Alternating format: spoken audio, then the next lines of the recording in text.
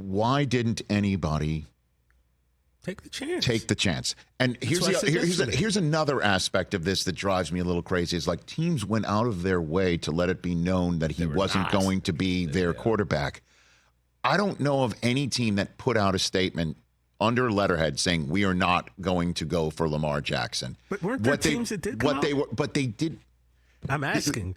Come out means when you say that, they were like proud to let everyone know we are not going to try for Lamar Jackson.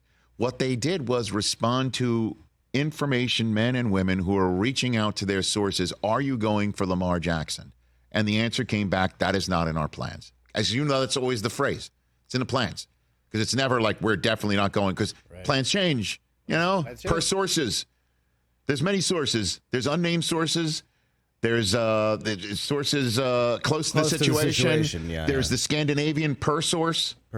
You know what I mean? So there's so many sources, and so no teams like put on their letterhead, we are not going for Lamar Jackson. They were just responding to information men and women asking the question, what are you going to do? What is in your plans?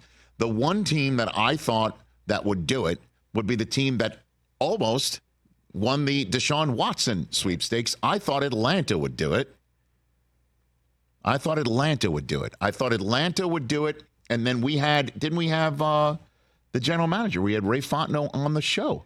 And he was just like, we talked about it. After, and they did talk about it. We had Arthur Smith say they talked about it, Jim. And so at the end of the day, what ended up happening was they said they didn't go for him. Fontenot said that after they didn't get Deshaun, they basically said, okay, that cap space that we had, they flipped their plan. Right. And they didn't want to go against their plan. Now, Adam's clear, statement of why not try it, I totally get it. I understand that. Like, why not try it? Why not challenge? We also had other former general managers on this show say there are teams that they were just like, would never use the resources of their legal staff and their front office staff to actually go through the paperwork. And I understand it sounds silly when you're like, well, it's the difference between your ass getting fired and not making the playoffs or looking like the Ravens. But didn't Scott Pioli basically say there are times that they wouldn't chase people because they know that they're not leaving? Right. And so they're not going to solve the Rubik's Cube and hand it to them. You know who did actually do that were the Eagles. The Eagles figured it out with Jalen Hurts. And then 3 days later, the Ravens just gave him, they plussed it up with Hurts plus. They basically did the Hurts deal. They did Hurts plus, right? Something similar. Again, so...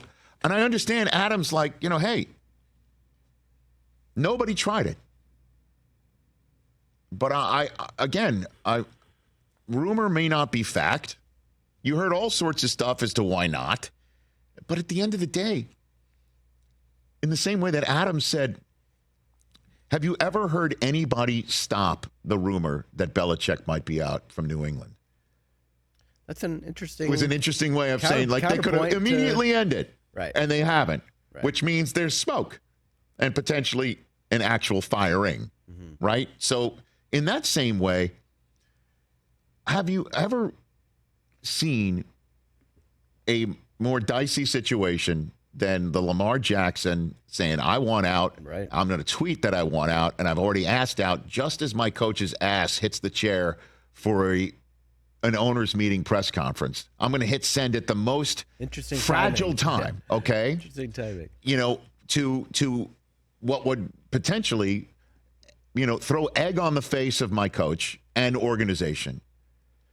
And have you ever seen a more dicey situation like that and not a single leak coming from the building that he is out? We're done.